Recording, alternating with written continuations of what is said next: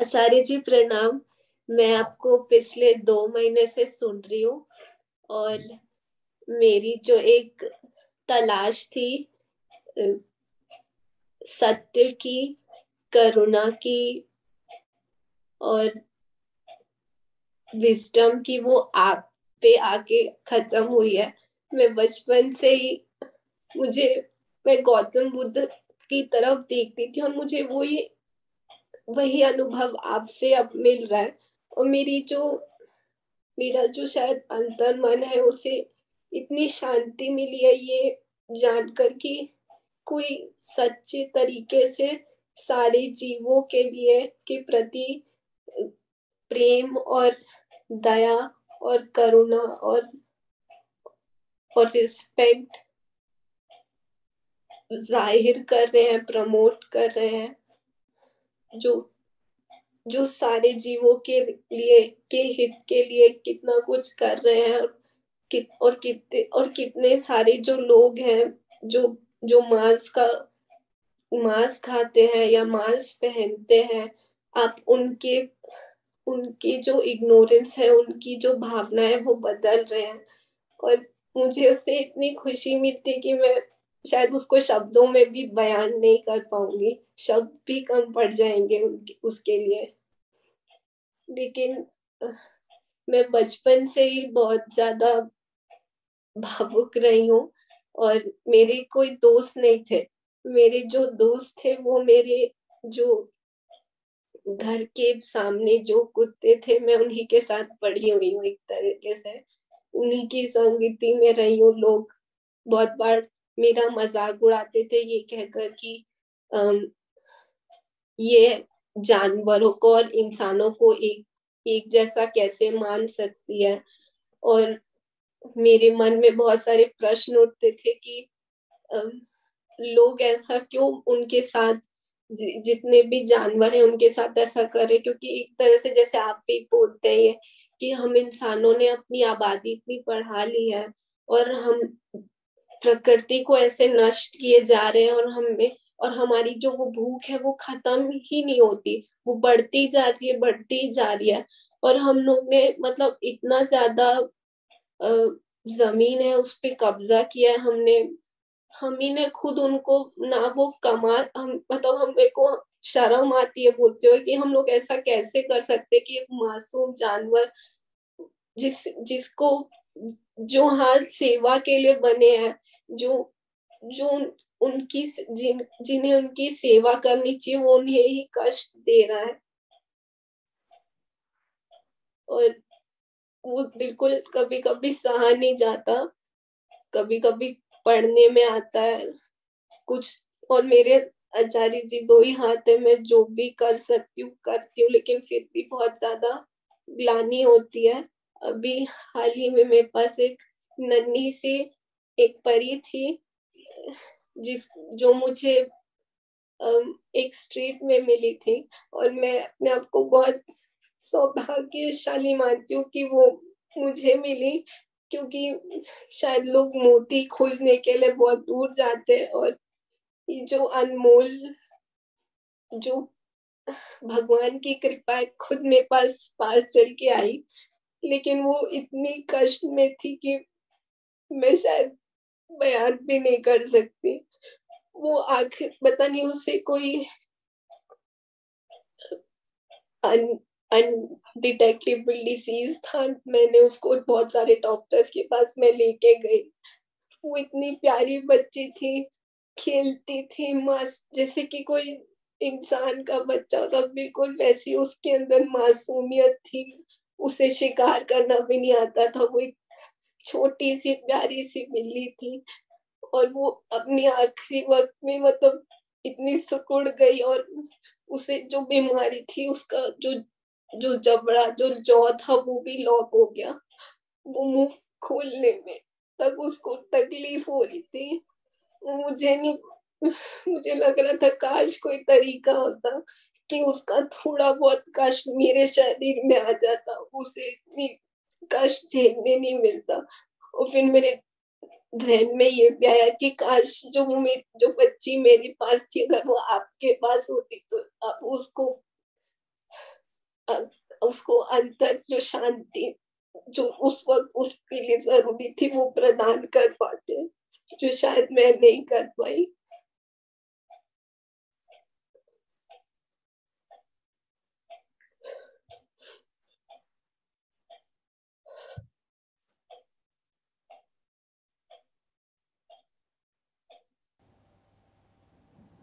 आज मुझे हिबा ने एक फ़ोटो भेजी। एक बोर्ड लगा हुआ है सड़क में, दिल्ली में कहीं पर, उसमें लिखा हुआ है चिकन एंड फिश मार्केट, मंडी, मुर्गा और मछली मंडी। और लिखा कि आचार्य जी, आप अपनी आवाज़ का इस्तेमाल करके ये बंद करवा दीजिए, इतना कर दीजिए, बोली विनती कर रही हूँ, ये बंद करवा दीजिए।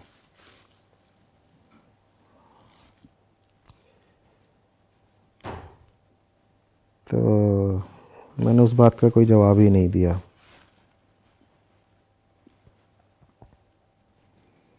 अभी मुश्किल से 4-5 घंटे पहले की बात है।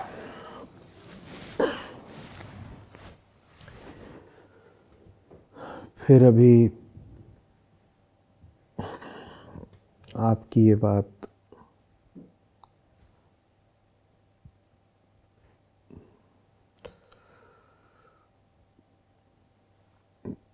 मैं कोशिश किया करता हूँ कि मैं काम में लगा रहूँ, मैं इस बारे में कुछ सोचूं नहीं, क्योंकि बड़ी दिक्कत हो जाएगी अगर पूरी तरह सोचने ही लग गया तो। जितनी देर में आपने अपनी बात कही, बिल्ली के बच्चे की बात कही, उतनी ही देर में कई लाख पशु इंसान ने मार डाले, कई लाख। मैं कोशिश किया करता हूँ कि मैं सोचूं नहीं, बस काम करता रहूं।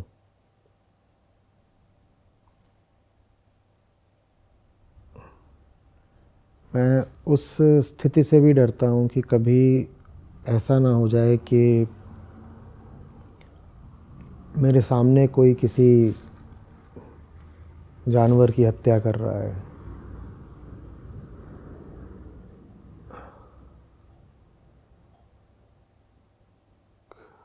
मैं चाहता नहीं वो स्थिति आए, क्योंकि वो काम मैं होने दूंगा नहीं, चाहे उसके परिणाम जो भी हों, और परिणाम बहुत दूर तक जा सकते हैं।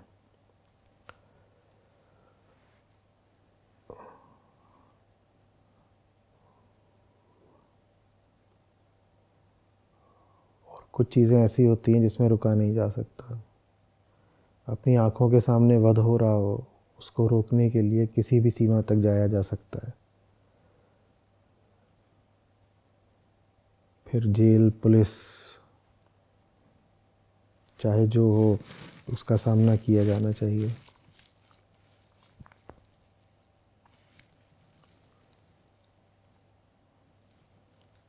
तो वो दिन आए, वो नौबत आई, इस विषय में मैं सोचना नहीं चाहता, बल्कि चाहता हूँ कि कभी ऐसा हो ना। और अगर सोचने लगता हूँ तो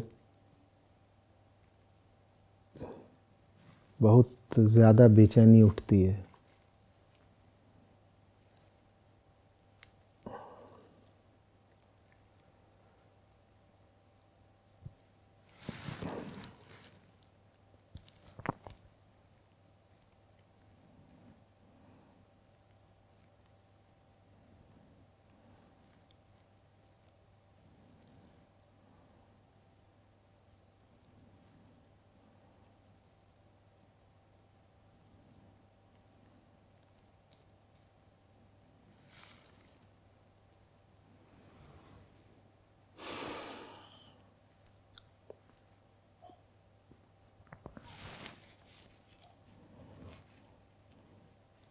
ये इतनी सीधी सी बात है, कोई इससे कैसे इनकार कर सकता है कि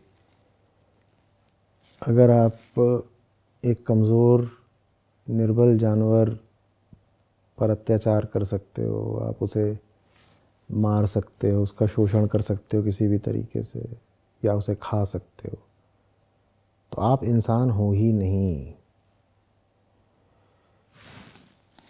आप नहीं हो इंसान।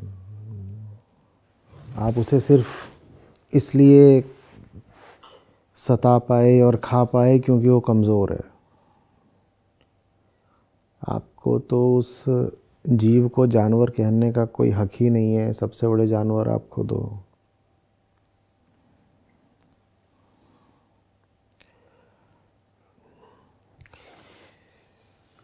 जिनसे ज़रूरत है भिड़ जाने की, उनसे तो भिड़ जाने की कभी आप में हिम्मत हुई नहीं। कायरता की कोई सीमा नहीं। हाँ, कोई छोटा जीव मिल गया, कुछ दुर्बल है, असहाय है, उसके पास आपके जितनी कुटिलता नहीं है, आपकी जितनी कुबुद्धि नहीं है, वो अपनी रक्षा नहीं कर सकता, तो आपने उसको फांस लिया।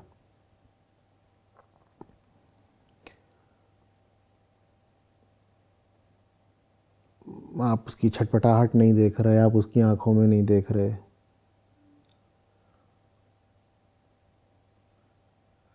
फांसने की भी तो अब नौबत नहीं आती ना, फांसना ही नहीं पड़ता है, उसको पैदा ही करते हैं वध के लिए, तो फांसना क्या है? वो पैदा ही ज़बरदस्ती किया जाता है। ज़बरदस्ती पैदा करो, फिर उसका शोषण करो, खाओ, मारो, जो भी है 50 चीज़।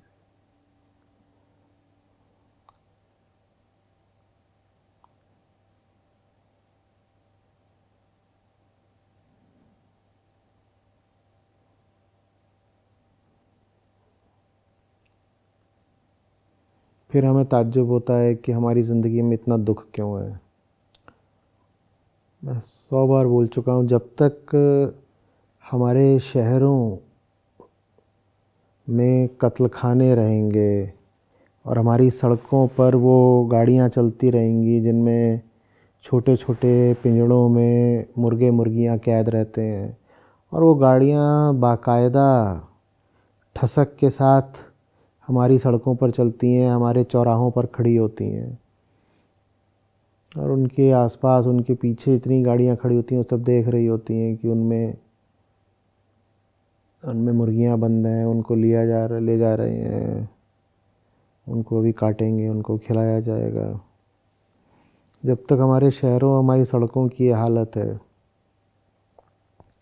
तब तक हमें कोई सुख चैन मिलेगा नहीं। हमारी हालत बहुत बुरी रहेगी, 100 तरीके से हम अभिशप्त रहेंगे।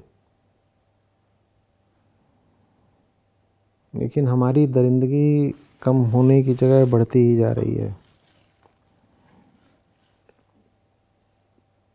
अब तो आप अगर सोशल मीडिया पर जाइए तो वहाँ पर ये नई चीज़ चली है, फूड पॉर्न। उसमें अधिकतम यही होता है कि मांस दिखाया जाता है, और इतने आकर्षक तरीके से दिखाया जाता है कि जो लोग मांस नहीं भी खाते वो उसकी ओर आकर्षित हों। तो उसमें दिखाएंगे कि कैसे बहुत सारा पूरा एक कड़ाह भर के चिकन बना हुआ है, फिर कोई आएगा वो उसको खाएगा, कोई आएगा उसको दिखाएंगे कि वो कैसे उसको तैयार कर रहा है, और वो सब चीज़ें इतने लुभावने तरीके से दिखाई जाएंगी जिसमें कहीं पर भी ये शामिल नहीं होगा कि ये किसी जीव का शरीर है। उस जीव की चीत्कार, उसकी आहें, उसकी छटपटाहट, इनका कोई उल्लेख ही नहीं होगा।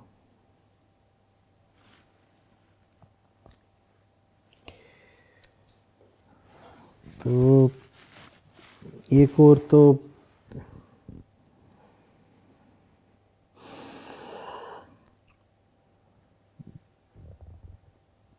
बड़ी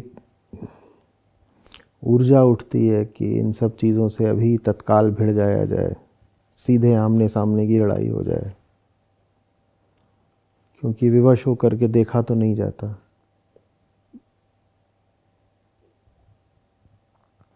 दूसरी ओर ये भी पता है कि आमने सामने की लड़ाई फ़ायदेमंद नहीं होगी, ऐसे नहीं जीती जाती लड़ाइयाँ। अगर उन जीवों के लिए वास्तव में कुछ करना है तो समस्या की जड़ पर ही प्रहार करना होगा। जब तक ऐसी ताकतें मौजूद हैं जो हमारे भीतर हिंसा को बढ़ावा दे रही हैं,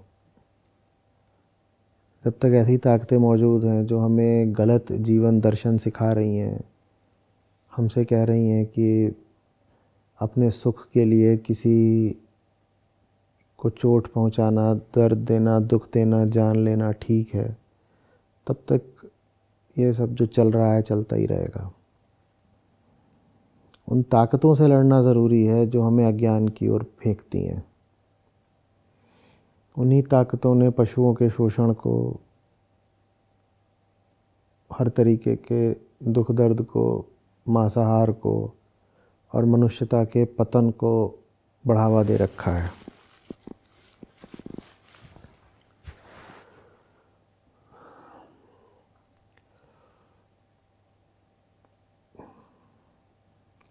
ज़्यादातर लोग जो पशुओं के शोषण में उद्यत हैं, वो जानते भी नहीं कि वो कितना बड़ा पाप और व्यभिचार कर रहे हैं।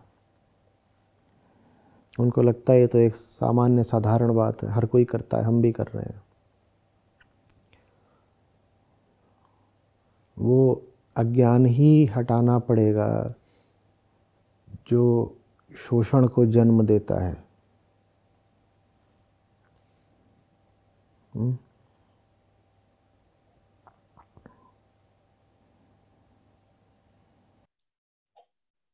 और आचार्य जी, जो ऐसे लोग हैं जो कहते हैं कि हम आध्यात्मिक हैं, हम वेद पढ़ते हैं, हम उपनिषद पढ़ते हैं, हम गीता पढ़ते हैं, और उसके बाद भी वो लोग जैसे वेजिटेरियनिज्म है उसको प्रमोट कर रहे हैं, और उसमें एक तरह से गाय है उसको बांध के ही रखा जाता है, मतलब एक तरह से जैसे वो एक दूध देने का सामग्री है और कुछ नहीं है, और उनका बहुत शोषण भी किया जाता है। और ये लोग बोलते हैं हमारी गौशाला है तो हम उनको मारते नहीं, लेकिन फिर भी उनको एक दूध देने की सामग्री बना देना भी तो शोषण है। तो फिर वो कैसे वो अपने अंतर्मन को मना लेते ये चीज करने के लिए?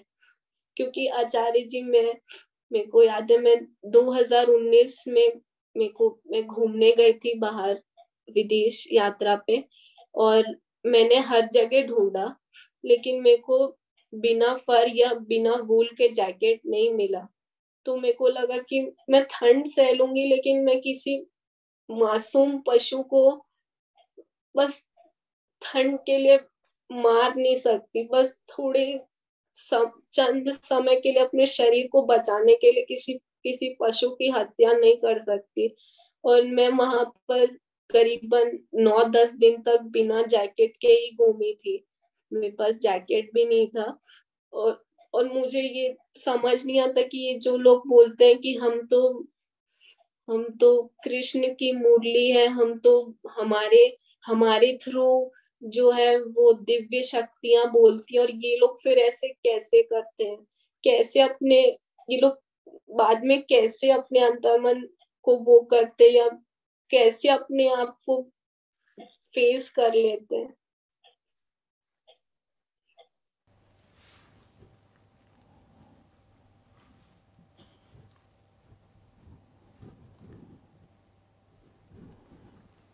अज्ञान सब कुछ करवा देता है। माया धर्म पर भी कब्जा कर लेती है ना। आप धर्म के नाम पर ही शोषण करना शुरू कर दोगे, आप शोषण के समर्थन में धर्म का उदाहरण देने लग जाओगे।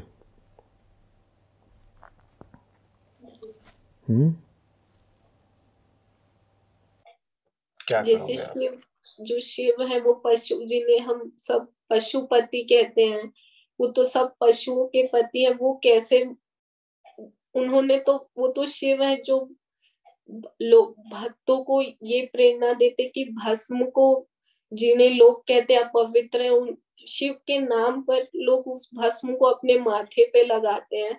शिव तो वो है जो अमृत, जो विश्व के लिए जिन्होंने विष ग्रहण किया था, वो शिव कैसे कह सकते कि आप आइए और हमारे जो, मेरे जो शिवलिंग है उस पे आप दूधी चढ़ाइए। और ये लोग तर्क देते हैं कि शिव है, शिवलिंग पे दूध चढ़ता है, या कृष्ण तो माखन खाते या ये करते हैं।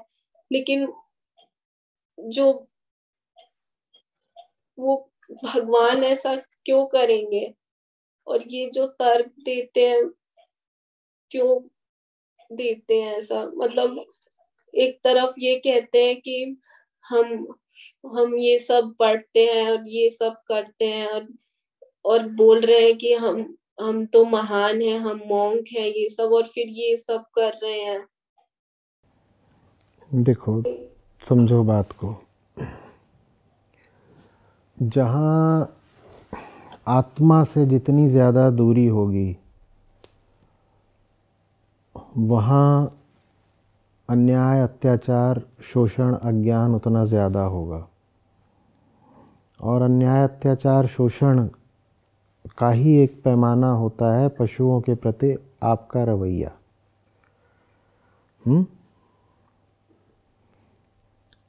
हिंदू धर्म में ये दो बहुत अलग अलग चीज़ें हैं, एक वेदांत और दूसरी जो साधारण प्रचलित संस्कृति है।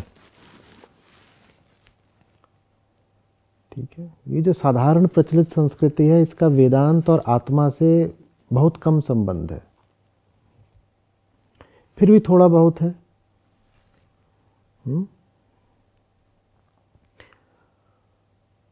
तो इसलिए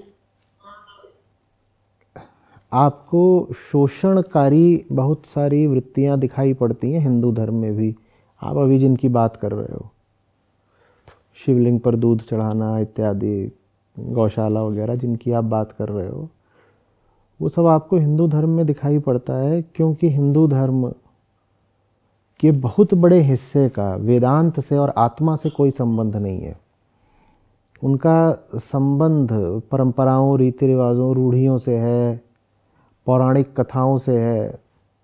जो धर्म का मर्म और केंद्र है वेदांत, उसको वो जानते नहीं। चूँकि उसको नहीं जानते इसीलिए उनमें एक हद तक हिंसा पाई जाती है, क्योंकि जहाँ अज्ञान होगा वहाँ हिंसा होगी। अहिंसा तो सिर्फ ज्ञान के साथ आती है, और ज्ञान का संबंध आत्मा से है। मैं कौन हूँ, कोहम प्रश्न से ज्ञान का संबंध है। यही ज्ञान होता, और कोई ज्ञान नहीं होता। आत्मज्ञान को ही ज्ञान कहते हैं। तो आपने जो बात करी कि हिंदू धर्म में ऐसा क्यों होता है, कि वही जो दूध वाली बात और ये सारी चीज़ें, वो इसलिए हैं क्योंकि हिंदू धर्म में भी बहुसंख्यक लोगों का वेदांत और आत्मा से कोई रिश्ता नहीं है। वो रीति रिवाजों का पालन करते रहते हैं, अपने आप को हिंदू भले ही कहते हैं, पर उनका वेद वेदांत से कोई रिश्ता है नहीं।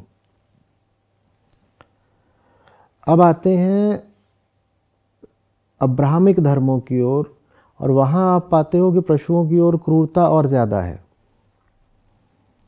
आप ईसाई धर्म को ले लो, आप इस्लाम को ले लो, तो वहाँ तो और ज़्यादा आप ऐसा पाते हो। इस्लाम से भी ज़्यादा ईसाईयत में पशुओं के प्रति क्रूरता है। आमतौर पे हम बकरीद आदि का संबंध लगाते हैं पशुओं के वध से, लेकिन आप अगर यूरोप को देखेंगे और अमेरिका को देखेंगे तो वहाँ जो प्रति व्यक्ति मांस की खपत है वो मुस्लिम देशों से कहीं ज़्यादा है। क्यों है ऐसा? क्योंकि अब्राहमिक धर्मों में आत्मा जैसा कुछ होता ही नहीं। वहाँ पर एक क्रिएटर है, रचयिता गॉड है, अल्लाह है, बनाने वाला है। आत्मा सेल्फ जैसा वहां कुछ नहीं है। और जहां सेल्फ नहीं होगा वहां बड़ी दिक्कत होगी। समझ में आ रही है बात? वहां पे और हिंसा और क्रूरता होगी।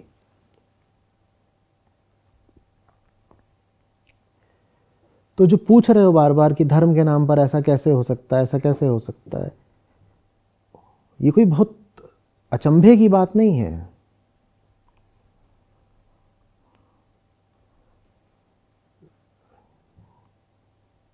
जहां आत्मा नहीं है वहां हिंसा है, शोषण है, क्रूरता है।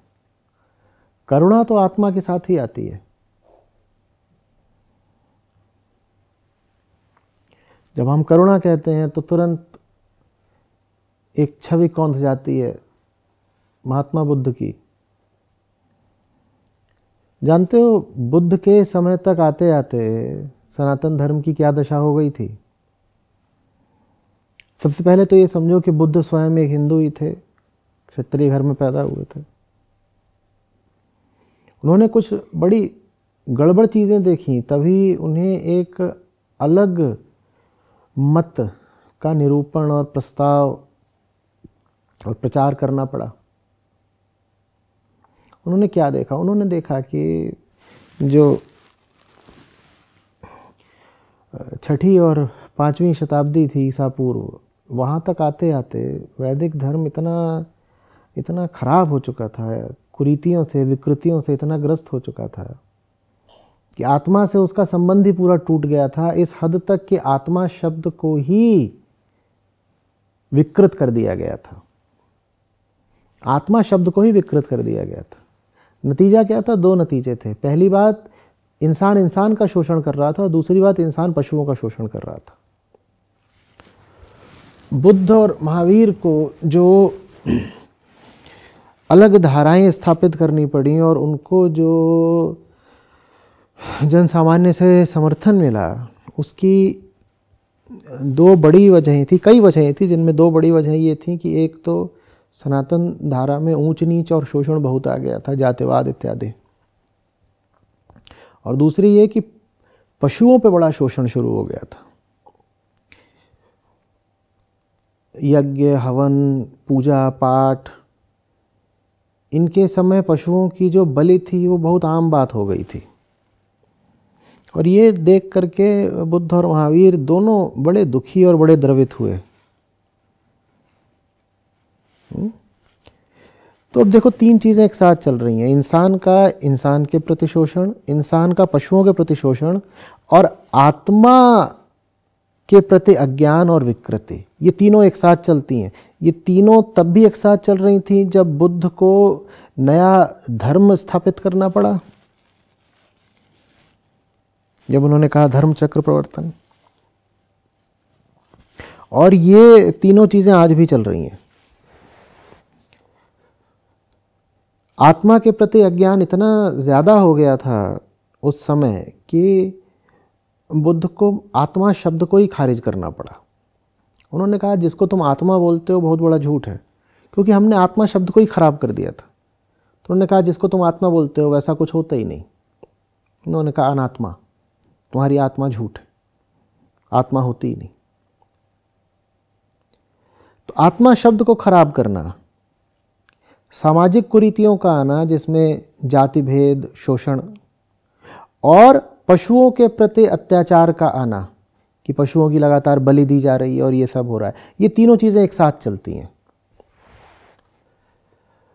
और तीनों फिर मिटती भी एक साथ ही हैं। और तीनों के मिटने में सबसे पहले क्या मिटेगा? आत्मा के प्रति अज्ञान है, वो मिटेगा। तो आत्मा के प्रति जो अज्ञान है वो मिटाना पड़ेगा। मनुष्यता को मूल वेदांत की ओर ले जाना पड़ेगा। वहीं से करुणा का जन्म होता है। वहीं से इंसान के भीतर इंसान के प्रति सहृदयता का जन्म होता है। और वहीं से इंसान के मन में समस्त जीवों के प्रति करुणा का जन्म होता है। अगर हम आत्मा को नहीं जानते तो हम सबके प्रति क्रूर, बर्बर और हिंसक रहेंगे, चाहे वो कोई मनुष्य हो, पशु हो, पेड़ पौधा हो, कुछ भी हो। उससे हमारा जो रिश्ता है वो शोषण का, नोच खसोट का, हिंसा का, यही रहेगा।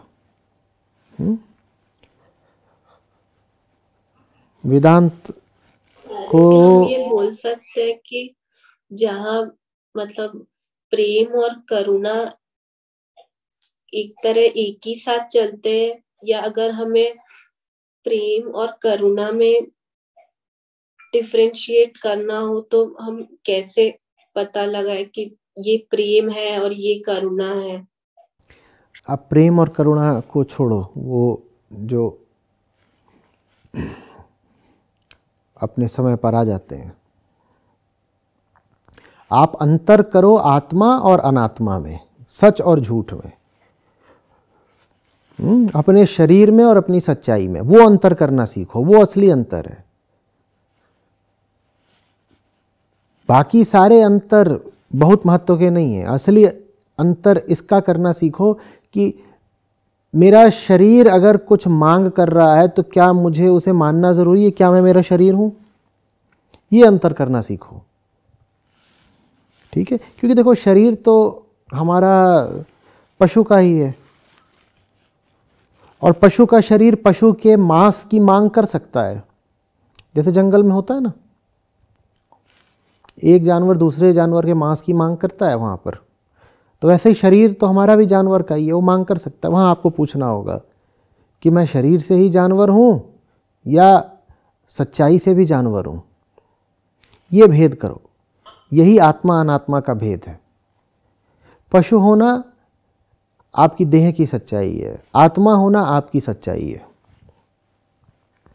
जैसे ही ये भेद सीख जाओगे, वैसे ही प्रेम, करुणा और वो सब कुछ जो जीवन को सुंदर बनाता है अपने आप जीवन में फलीभूत हो जाएगा।